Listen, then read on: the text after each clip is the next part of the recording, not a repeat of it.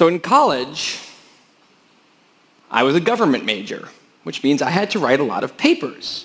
Now, when a normal student writes a paper, they might spread the work out a little like this. So, you get started maybe a little slowly, but you get enough done in the first week that with some heavier days later on, everything gets done and things stay civil. And I would want to do that like that. That would be the plan. I would have it all ready to go, but then actually the paper would come along, and then I would kind of do this. And that would happen every single paper. But then came my 90-page senior thesis, a paper you're supposed to spend a year on. I knew for a paper like that, my normal workflow was not an option. It was way too big a project. So I planned things out, and I decided it kind of had to go something like this. This is how the year would go. So I'd start off light, and I'd bump it up in the middle months. And then at the end, I would kick it up into high gear. It's just like a little staircase. How hard could it be? Just walk up the stairs. No big deal, right? But then, funniest thing happened. Those first few months, they came and went, and I couldn't quite do stuff. So we had an awesome new revised plan.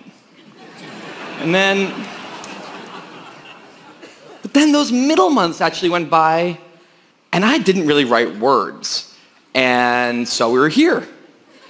And then 2 months turned into 1 month, which turned into 2 weeks. And one day I woke up with 3 days until the deadline, still not having written a word, and so I did the only thing I could. I wrote 90 pages over 72 hours, pulling not 1 but 2 all-nighters. Humans are not supposed to pull 2 all-nighters. Sprinted across campus, dove in slow motion, and got it in just at the deadline. I thought that was the end of everything. But a week later, I get a call, and it's the school. And they say, "Is this Tim Urban?" And I say, "Yeah." And they say, "We need to talk about your thesis." And I say, "Okay." And they say, "It's the best one we've ever seen."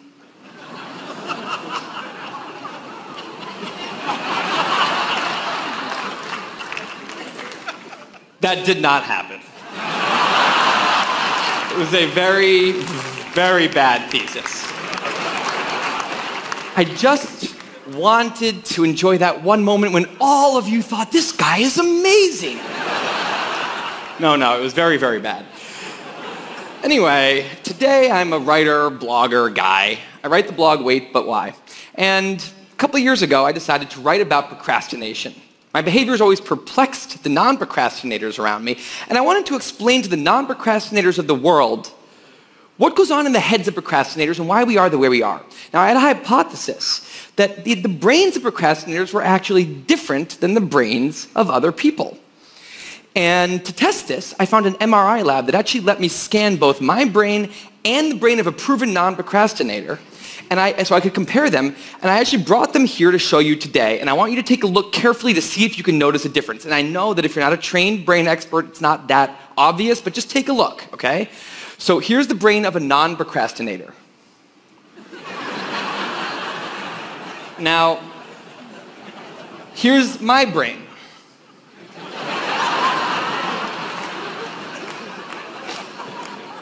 There is a difference. Both brains have a rational decision maker in them, but the procrastinator's brain also has an instant gratification monkey. Now, what does this mean for the procrastinator? Well, it means everything's fine until this happens. So the rational decision maker will make the rational decision to do something productive, but the monkey doesn't like that plan. So he actually takes the wheel and he says, "Actually, let's read the entire Wikipedia page of the Nancy Kerrigan-Tanya Harding scandal because I just remembered that happened." Then we're going to go over to the fridge. We're going to see if there's anything new in there since 10 minutes ago. After that, we're going to go on a YouTube spiral that starts with videos of Richard Feynman talking about magnets and ends much, much later with us watching interviews with Justin Bieber's mom. All of that's going to take a while, so we're not going to really have room on the schedule for any work today. Sorry. Now, what is going on here?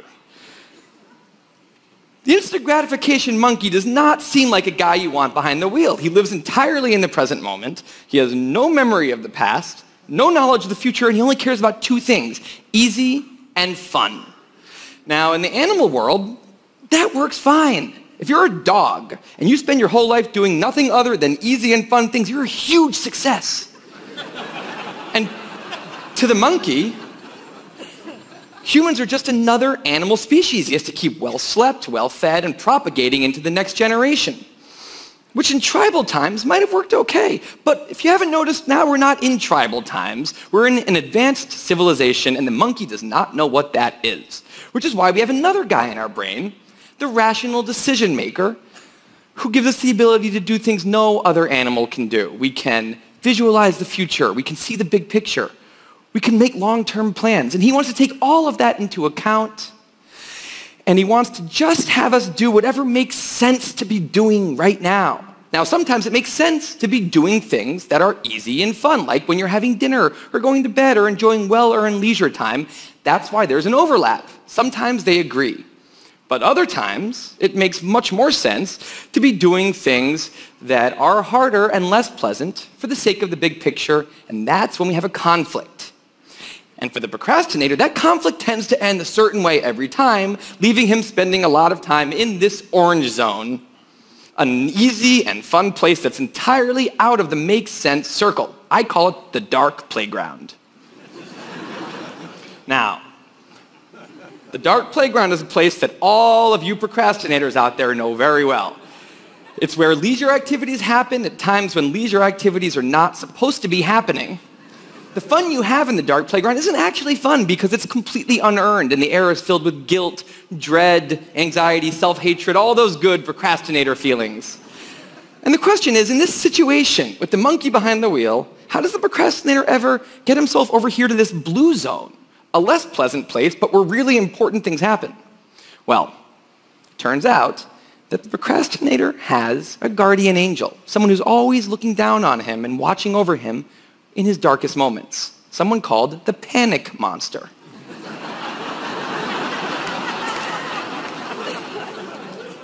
Now, the panic monster is dormant most of the time, but he suddenly wakes up anytime a deadline gets too close or there's danger of public embarrassment, a career disaster, or some other scary consequence. And importantly, he's the only thing that the monkey is terrified of.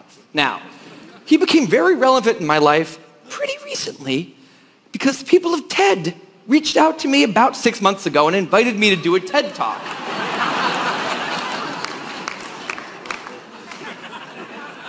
Now, of course, I said yes. It's always been a dream of mine to have done a TED Talk in the past.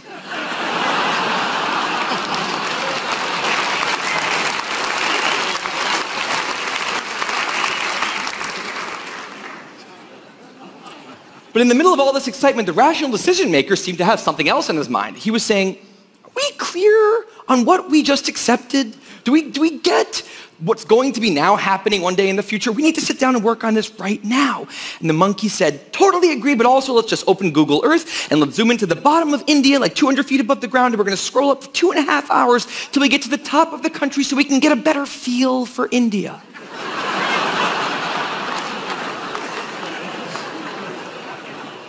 So that's what we did that day.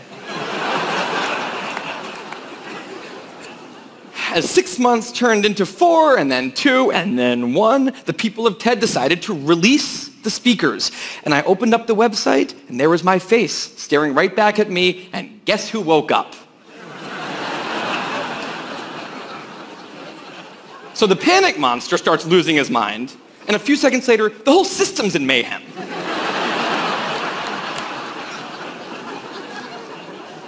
And the monkey, who, remember, he's terrified of the panic monster, boom, he's up the tree. And finally, the rational decision maker can take the wheel and I can start working on the talk. Now, the panic monster explains all kinds of pretty insane procrastinating behavior, like how someone like me could spend 2 weeks unable to start the opening sentence of a paper and then miraculously find the unbelievable work ethic to stay up all night and write 8 pages. And this entire situation with the 3 characters, this is the procrastinator's system. It's not pretty, but in the end, it works.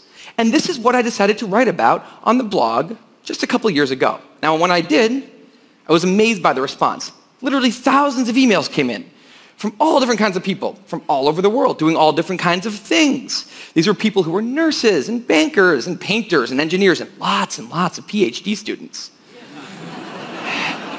And they were all writing saying the same thing. I have this problem too. But what struck me was the contrast between the light tone of the post and the heaviness of these emails.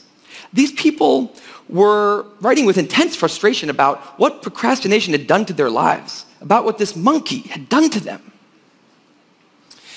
And I thought about this, and I said, well, if the procrastinator system works, then what's going on? Why are all these people in such a dark place? Well, it turns out that there's two kinds of procrastination. Everything I've talked about today, the examples I've given, they all have deadlines. And when there's deadlines, the effects of procrastination are contained to the short term because the panic monster gets involved. But there's a second kind of procrastination that happens in situations when there is no deadline. So if you want to have a career where you want to be a self-starter, something in the arts, something entrepreneurial, there's no deadlines on those things at first because nothing's happening at first, not until you've gone out and done the hard work to get some momentum, to get things going. There's also all kinds of important things outside of your career that don't involve any deadlines, like seeing your family or exercising and taking care of your health, working on your relationship or getting out of a relationship that isn't working. Now, if the procrastinator's only mechanism of doing these hard things is the panic monster, that's a problem because in all of these non-deadline situations, the panic monster doesn't show up. He has nothing to wake up for.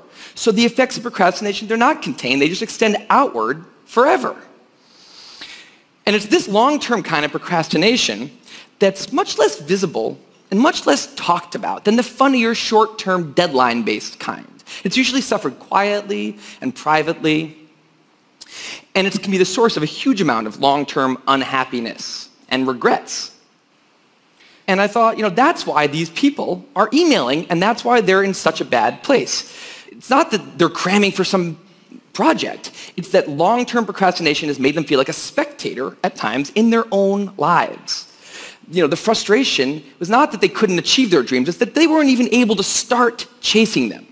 So I read these emails and I had a little bit of an epiphany that I don't think non-procrastinators exist. That's right. I think all of you are procrastinators. Now, you might not all be a mess, like some of us. And some of you may have a healthy relationship with deadlines. But remember, the monkey's sneakiest trick is when the deadlines aren't there. Now, I want to show you one last thing. I call this a life calendar. That's one box for every week of a 90-year life. That's not that many boxes, especially since we've already used a bunch of those. So I think we need to all take a long, hard look at that calendar. And we need to think about what we're really procrastinating on, because everyone is procrastinating on something in life. We need to stay aware of the instant gratification monkey. That's a job for all of us. And because there's not that many boxes on there, it's a job that should probably start today. Well, maybe not today, but sometime soon. Thank you.